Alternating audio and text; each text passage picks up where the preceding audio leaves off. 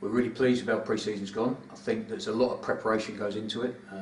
People just see that there's games that are played, but we started to look at what we needed to do in pre-season with Richard at the back end of last year.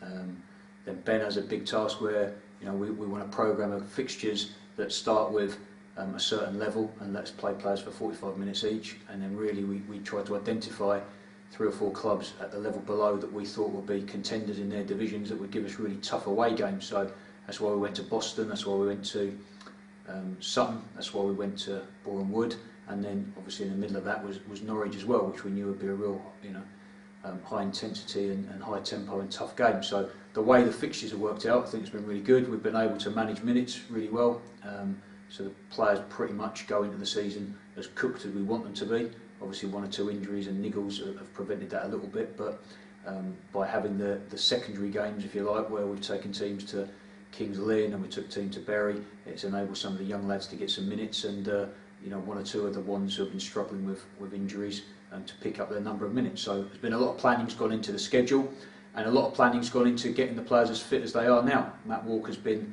fantastic, really. That's the benefit of having a sports scientist and doing things properly, is that for the players who signed here during the summer, when they signed, they'd get a revised schedule of what we wanted them to do before they arrived in pre-season. For the players who finished last season with us, they were given that before they left, and that just means that they come back in the right condition.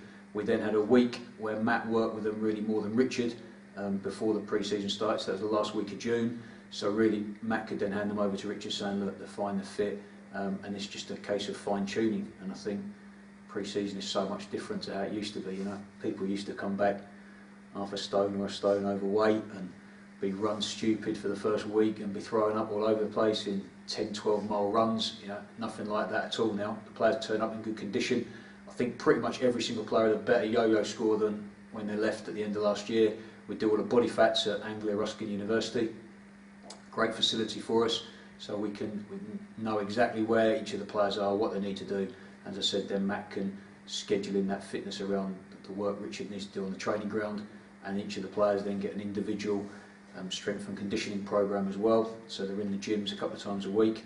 And then David Lloyd, Cambridge, has been absolutely fantastic for us as well, because one of the reasons we've been able to keep everybody as fit as we have is the recovery sessions they do every day. So it might be they're training in the morning, it might be they come back and do a weight session in the gym, but pretty much every day they're finished in the pool at David Lloyd, and that's been really useful, and it's a real good way of those players recovering, and it's also a really good way of keeping the players fit who are injured, if that makes sense. So the ones who have had a couple of niggles and haven't been able to train and get in the pool, they can do a lot of cardio work. So Guy Watts, who's an intern working under Matt Walker, has been a real valuable addition to the staff, really, because it enables that connection really between Greg Reid, who treats them, Matt, who's looking after the fitness of the fit players, and Guy, who looks after their top end rehab, really, once Greg allows them to leave him or to be the latter end of the treatment. So it's worked really well, and we're lucky that we've got 3 people there, Greg, Guy and Matt, of such high calibre,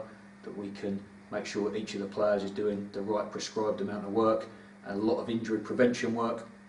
And that happens every day. Greg's very thorough with all the medicals of every single player who comes into the club. So we have a profile about their fitness, and we have a profile about any previous injuries they might have, or any red flags that we need to be aware of that could be problems.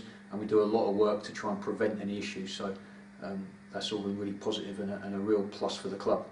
And then we get to Richard, which is the most important thing, that Richard gets players to be fit and available for training time, and then he can mould an 11. And if you look at a lot of what's happened in pre-season, people might think that the teams have been selected on a random basis, but I can assure you they haven't. Richard's looked at every combination. To start with, for example, at centre-back, I know that the first 3 games, every centre-half played with a different one, so that everybody's played with each other. And as the pre-season's gone on, tinkered with the formation a little bit, tinkered with different combinations of who would play in which minutes of which games. So he goes into the season knowing as much about the squad as he possibly could. So yeah, we're pleased with where we are. I think, like everything, the proof in the pudding will be the 11th of August onwards, but I think it just shows what a good team of people we have, because from Ben looking at making sure we get the right fixtures on the right day, Matt making sure we get people back here in the right shape and continuing that work, Guy working with some of those injured players coming back to full fitness, Greg with his injury prevention work and the treatment he gives those players, and then Richard with his actual coaching on the grass. You know, for a club at our level, we're very fortunate to have people of that calibre, and that's why we can be successful.